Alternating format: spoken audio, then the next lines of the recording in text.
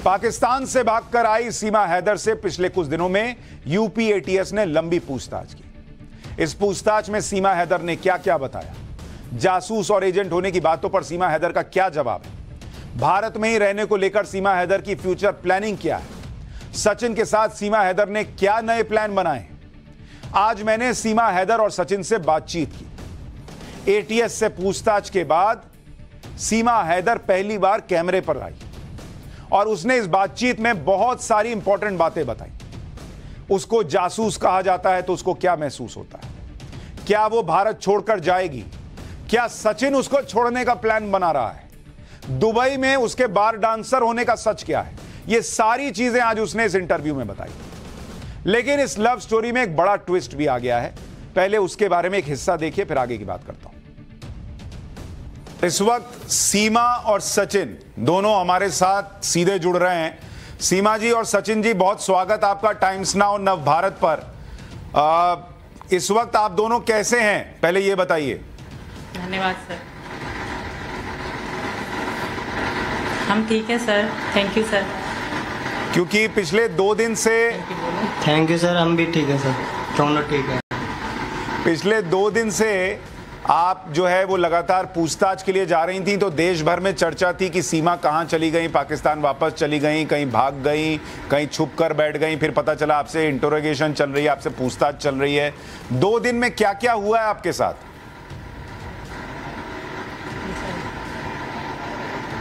Sir अब क्या बताऊं, बहुत कुछ वक्त तो बहुत सारी बता सकते हैं जिन्होंने करी थी पूछताछ।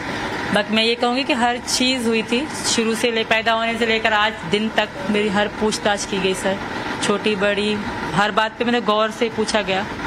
जी सर।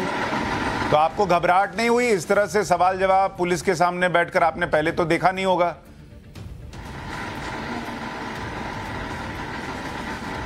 बिल्कुल घबराहट हुई सर, इतने लोगों में अकेले बैठना, घबराहट हुई थी।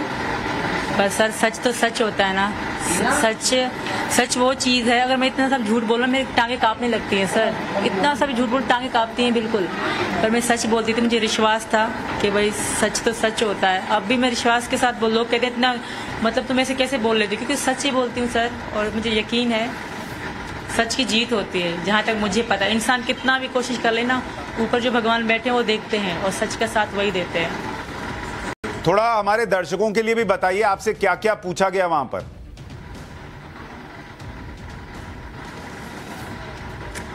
सर मैं बता रही हूँ हर चीज़, अब कौन सी चीज़ बताऊँ और कौन सी ना बताऊँ, हर चीज़ पूछी गई। मेरे साथ जुड़े हुए मेरे घर वाले, परिवार, बहन भाई, सबके बारे में छोटी छोटी चीज़ें, बड़ी बड़ी चीज़ें सब पूछी गई सर। जी सर, बाकी वो ही बता सकते हैं। जी सर। मैंने सुना कि वो लोग भी बड़े आश्चर्यचकित थे, आप जिस कॉन्फिडेंस के साथ बात कर रही थी, जिस कॉन्फिडेंस के साथ जवाब दे रही थी, उनको भी ये लग रहा था कि आपकी अंग्रेजी भी बड़ी फर्राटेदार है। उनको भी यकीन नहीं हो रहा था कि आप इतने आराम से कैसे सारे सवालों के जवाब दे रही हैं। ऐसा हो रहा था क्या?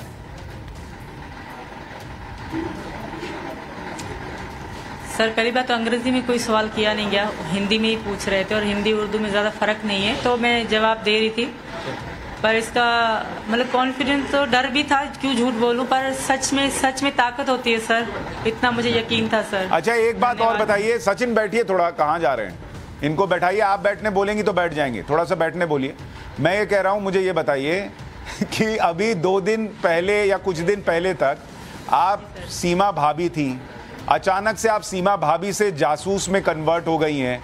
तो ये जो सफर रहा है भाभी से जासूस तक का, ये उस दौरान आपके अंदर क्या चला है? आपको कभी ऐसा लगा कि अरे इतना प्यार मिल रहा था, अब सीधा मैं जासूस हो गई? अंदर से आपको दुख होता था सुनकर कि आपको जासूस बताया जा रहा है?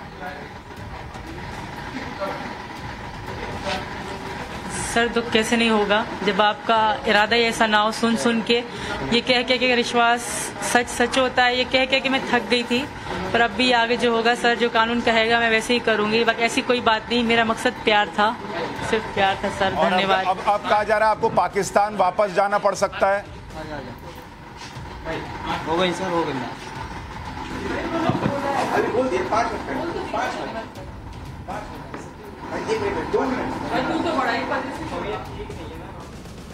अब ये तस्वीरें आप देखिए कि सचिन और सीमा दोनों जो हैं वो ज़्यादा बातचीत कर नहीं रहे हैं और सचिन जो है वो सीमा को लेकर कमरे के अंदर चले गए। लेकिन सीमा कह रही है कि वो झूठ जो है वो ज़रा से भी नहीं बोल सकती, और थोड़ा भी झूठ बोलती है तो पैर कांपने लगते हैं। और वो कॉन्फिडेंट है कि भाई सारे सवालों के जवाब जो है वो ठीक से देकर आई हैं, और लोगों को जैसे जैसे उनके बारे में पता चलेगा वो सारा सच सामने आ जाएगा। और उन्हें बड़ा दुख हुआ है कि लोग उन्हें जासूस के तौर पर देखते हैं। हमारे साथ सीमा जी और सचिन जी फिर से जुड़ गए। सीमा जी, एक बात बताइए, ये सचिन जी जो है, इनकी हर बात आपको सुननी पड़ती है क्या? अभी आप इंटरव्यू देना चाह रही थी, आपका हाथ पकड़ के अंदर लेके चले गए।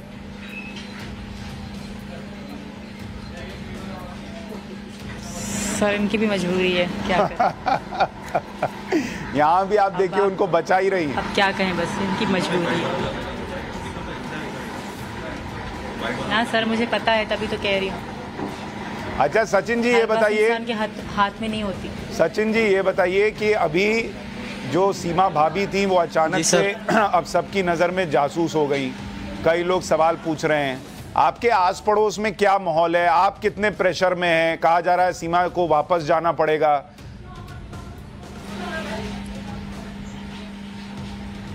सर यहाँ के लोग सब खुश हैं, और ये सब लोग ये चाह रहे हैं कि ये यहीं पर रहे। और सर जी सर, और वापस जाना पड़ेगा इनको तब?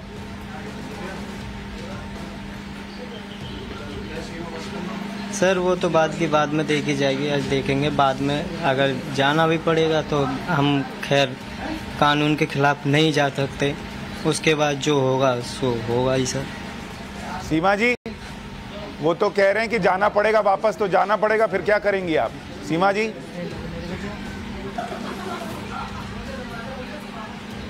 आप इनके कहने का मतलब नहीं समझे सर। अगर जाना पड़ेगा तो फिर क्या होगा, इसका आप मतलब समझे नहीं सर। अगर हम अलग भी होंगे ना, तो हम ऐसे अलग होंगे कि कभी अलग ना हो। जी सर, ये हम दोनों ने कसम खा रखी है, अगर हमें कानून अलग कर देगा तो हमारी ज़िंदगी का दिन आखिरी होगा। ये मेरी भी इनसे कसम है, इनकी मेरे से कसम है सर। इस जन्म ना सही अगले जन्म मिलेंगे, पर मैं इनके नाम से ही मरूंगी सर। सचिन मेरे पति हैं, ये दुनिया जानती है, और एक दिन मानेगी भी सही।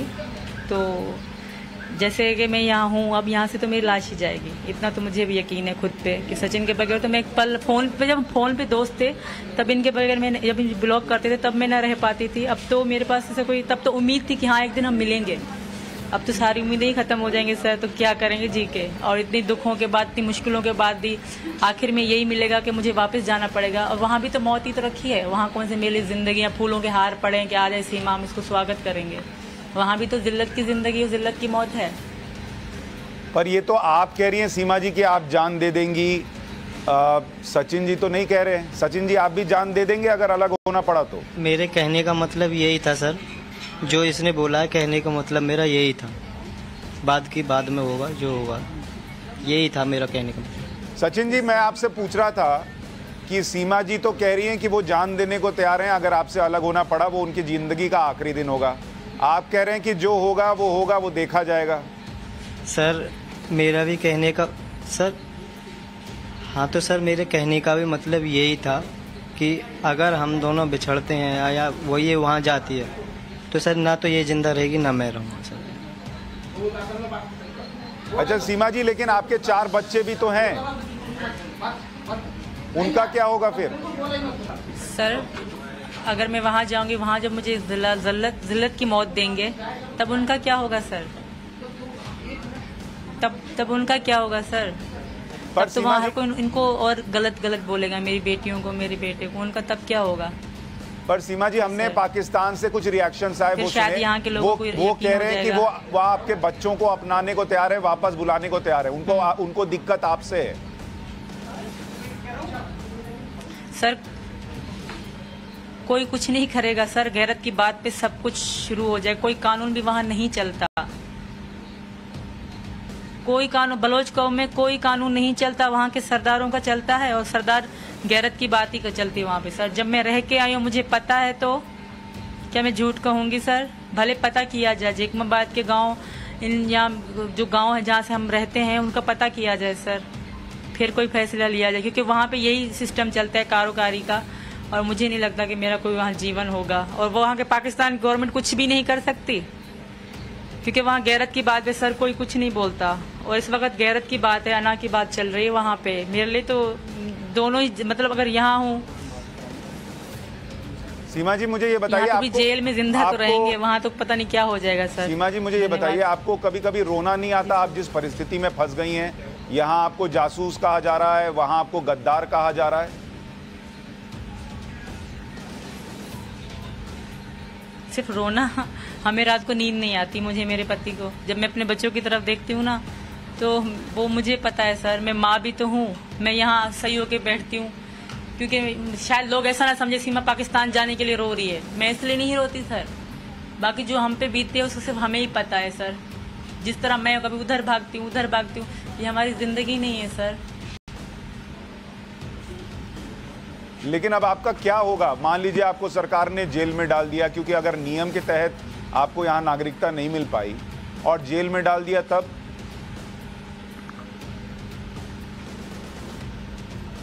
मैं रह लूंगी सर, पर मैं पाकिस्तान नहीं जाऊंगी सर। और ये भी बताइए मुझे कि जितनी बातें, जितने आरोप आप पर लग रहे हैं, सिर्फ आपको जासूसी नहीं कहा जा रहा, आपको कहा जा रहा है कि आप दुबई में बार डांसर थी, कुछ लोग कह रहे हैं कि आपके पहले भी बॉयफ्रेंड रहे हैं, इस तरह के तमाम लांछन आप पर लग रहे हैं। ये तो वो पाकिस्तानी ही है, मुझे पता है ऐसे कह रहे हैं, वो खुद को गंदा कर रहे हैं सर। से मुझे कोई फर्क नहीं पड़ता। जिंदगी में मैं दुबई कभी भी नहीं गई, दुबई एयरपोर्ट गई हूँ बस, सभी नेपाल आने के लिए। जिंदगी में मैं कभी लाहौर, पूरा पाकिस्तान में जिंदगी में नहीं घूमी, सिवाय सिंध के बाहर में कभी जिंदगी में नहीं गई। तो मैं ये बार डांस और ये सब बकवास है। हाँ, मुझे डांस पसंद है, बचपन से लेके पसंद है, बहुत मार भी खाई मैंने डांस के लिए, पर अब मैंने पब्लिक करी। हमेशा प्राइवेट मेरी वीडियो शादी वादी में मैं सबसे अच्छा नाचती थी। मुझे माधुरी दीक्षित बहुत अच्छी लगती हैं, और मैं बचपन से उनके गानों पे डांस करती थी, बचपन से लेकर। क्योंकि हर किसी का कोई ना कोई शौक होता है, मुझे अच्छा लगता था डांस करना बचपन से लेकर। इसका मतलब ये नहीं है कि मैं बार डांस, ऐसा जिंदगी में मैंने कभी बार ही नहीं देखे। हाँ, एक बार हम नेपाल में गए थे, हमें नहीं पता था कि ये बार है, वो ऐसे स्वागत कर रहे थे वहाँ पे। नेपाली कल्चर में लोग नाच भी रहे, नेपाली कल्चर था वहाँ पे, तो वो स्वागत करके मुझे, मेरे पति को अंदर ले गए। फिर हमने चाय पी वो होटल में। मैं तो होटल ही समझी, मुझे नहीं पता था कि बार यहाँ क्या है। जिंदगी में एक ही बार गई थी नेपाल में, वो भी ऐसी जिंदगी मैंने कभी जी, बस 7 दिन में जी हूँ जो जिंदगी जी इनके साथ। मैंने कपड़े भी वो जैसे इंडिया में पहने जाते हैं, पैंट शर्ट वो पहनी, मतलब अलग अलग कपड़े पहने। वो यहाँ जिंदगी में हम सलवार कमीज में जिंदगी हमने बिताई है सर। और ये लोग झूठ कह रहे हैं। कभी जिंदगी में अगर मेरा लाहौर तक का कोई रिकॉर्ड निकलेगा, सीमा लाहौर तक गई है, तो फिर मैं हर गुनाह कबूल करूंगी। मैं कहा, हाँ मैं गंदी हूँ, मैं गुनाह हूँ, मैं जैसे कह रहे हैं सब कबूल करूंगी उनकी दो। हम सिंध में रहने वाले लोग बिल्कुल सादा लोग थे। ये इनकी मोहब्बत थी या कुछ भी था कि मुझे इतनी ताकत मिली, मैं यहाँ तक आ गई। बाकी ऐसा कुछ भी नहीं सर, धन्यवाद। आपने इस बातचीत को ध्यान से सुना होगा, तो इसमें एक बात गौर करने के लायक, और यही वो बात है जिसकी वजह से सीमा और सचिन की लव स्टोरी में एक बड़ा ट्विस्ट आया है। आपने इसमें सचिन को सुना कि वो सीमा को पाकिस्तान वापस भेजे जाने पर कानून के खिलाफ जाने के लिए तैयार नहीं, यानी कानून का जो भी फैसला होगा वो सचिन को मंजूर है। लेकिन सीमा भारत में ही टिके रहने का पूरा प्लान बना चुकी है, और वो कह रही है कि मैं तो यहीं मर जाऊंगी लेकिन पाकिस्तान नहीं जाऊंगी, मैं यहां जेल में रहूंगी लेकिन पाकिस्तान नहीं जाऊंगी। और वो कह रही है सचिन भी मेरे साथ मरेगा। सचिन ने नहीं कहा कि मैं मरूंगा, वो कह रहा है जो कानून करेगा वो तो मानना ही पड़ेगा। सीमा ने माइक ले लिया और फिर कहा कि हमने तो मरने का प्लान बनाया है और सचिन भी मरेगा। तब सचिन को कहना पड़ा कि हाँ हम साथ में मर जाएंगे। एक बार इस बातचीत का हिस्सा फिर से सुनिए। वो तो बाद की बाद में देखी जाएगी, आज देखेंगे बाद में। अगर जाना भी पड़ेगा तो हम खैर कानून के खिलाफ नहीं जा सकते, उसके बाद जो होगा सो होगा ही सर। अगर हम अलग भी होंगे ना, तो हम ऐसे अलग होंगे कि कभी अलग ना हो। जी सर, ये हम दोनों ने कसम खा रखी है, अगर हमें कानून अलग कर देगा तो हमारी जिंदगी का दिन आखिरी होगा। ये मेरी भी इनसे कसम है, इनकी मेरे से कसम है सर। इस जन्म ना से अगले जन्म मिलेंगे, पर मैं इनके नाम से ही मरूंगी सर। सचिन मेरे पति हैं, ये दुनिया जानती है, और एक दिन मानेगी भी सही। तो जैसे कि मैं यहाँ हूँ, अब यहाँ से तो मेरी लाश ही जाएगी। दोनों के बातें विरोधाभासी हैं। सचिन कह रहा है कानून की बात मानूंगा, और सीमा कह रही है कि भाई हम तो यहीं जान दे देंगे। पाकिस्तानी सीमा हैदर की जांच तो चल रही है और नए नए अपडेट भी आ रहे हैं।